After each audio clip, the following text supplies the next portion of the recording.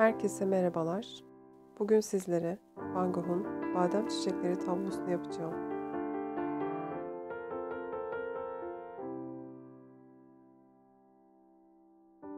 Hadi başlayalım.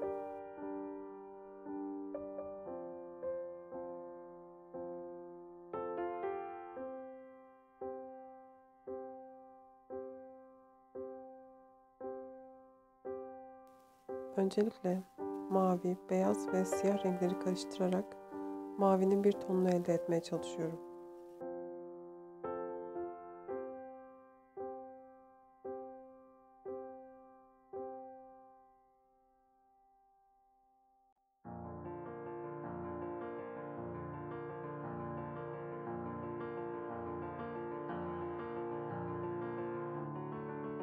Ardından biraz beyaz renk ekleyerek daha açık bir mavi ile orta kısımları boyuyorum.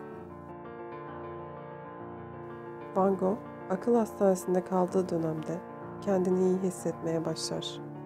1890 yılının başında onu resim kariyeri boyunca destekleyen kardeşi Theo'dan sevindirici bir mektup alır.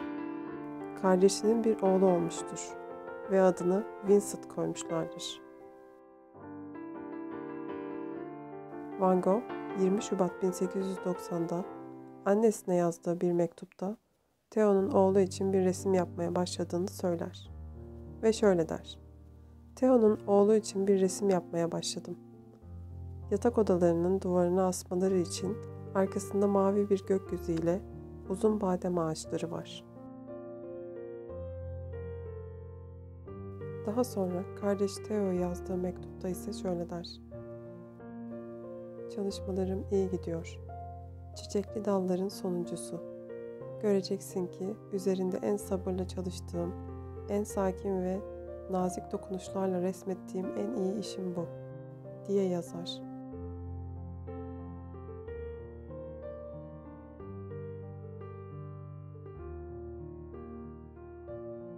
"70 günde 70 resim yaptığı bilinen Van Gogh için bu gerçekten de en sabırlı işidir.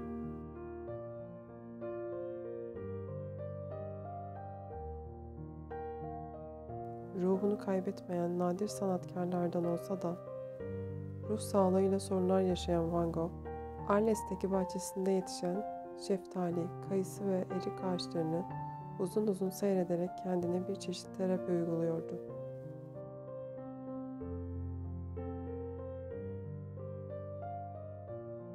Bahar aylarının verdiği ilhamdan sıkça söz eden, dolayısıyla baharı müjdeleyen her şeye karşı bir ilgi besleyen ressam, Arles'teki ağaçlarının patlayan tomurcuklarından pek çok eser çıkardı.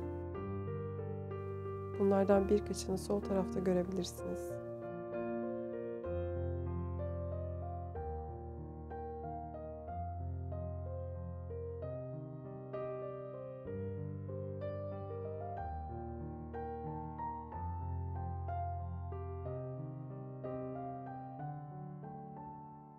Van Gogh, Theo ve küçük Vincent için maneviyatı yüksek olan bu resim, ressamın kopyalayacak kadar etkilendiği Japonizm izlerini taşıyor.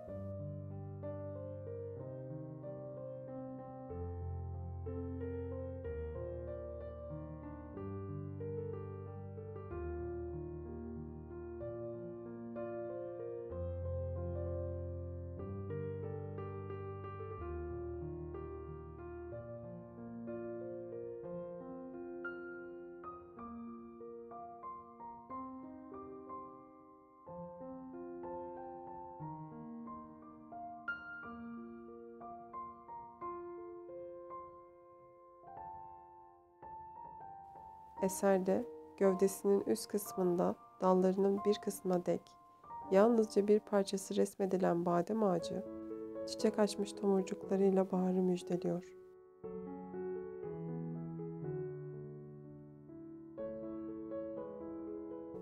Arka planı tamamen maviye boyayan ressam bu şekilde bize gökyüzü imgesini veriyor.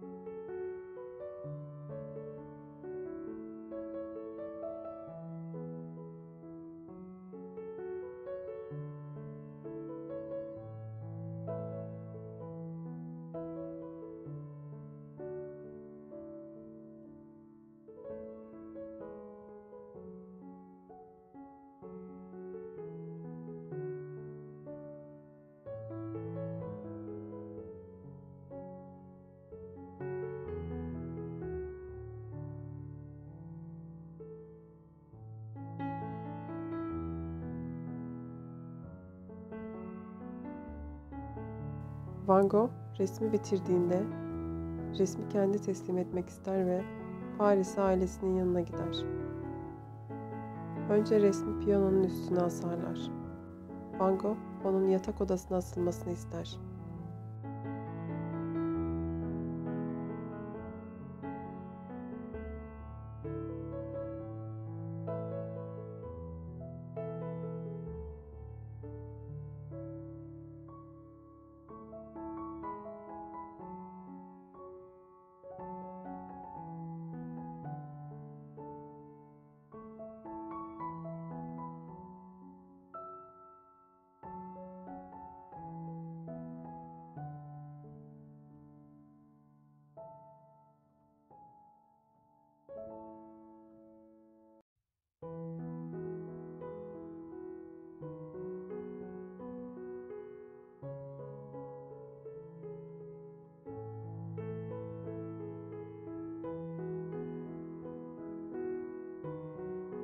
...29 Mart 1890'da Theo'nun eşi Johanna, Van Gogh'a gönderdiği mektupta şöyle der: Vincent, amcasının resimlerine büyük bir ilgiyle bakıyor.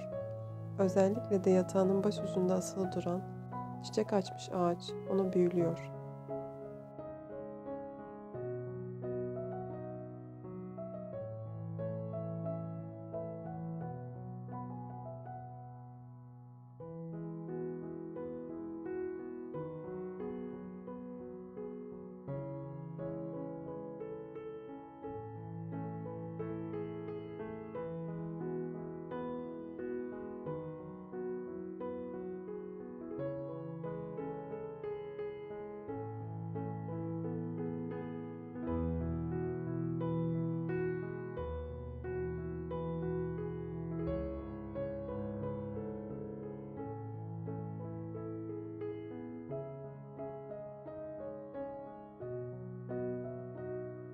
Türkçe'ye çiçek açan badem ağacı veya badem dalları şeklinde çevrilen yağlı boya resim, Hollanda'daki Van Gogh Müzesi'nde sergileniyor.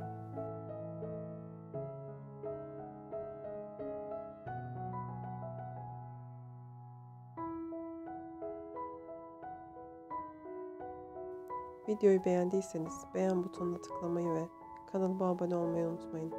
Bir sonraki videoda görüşmek üzere. Hoşça kalın.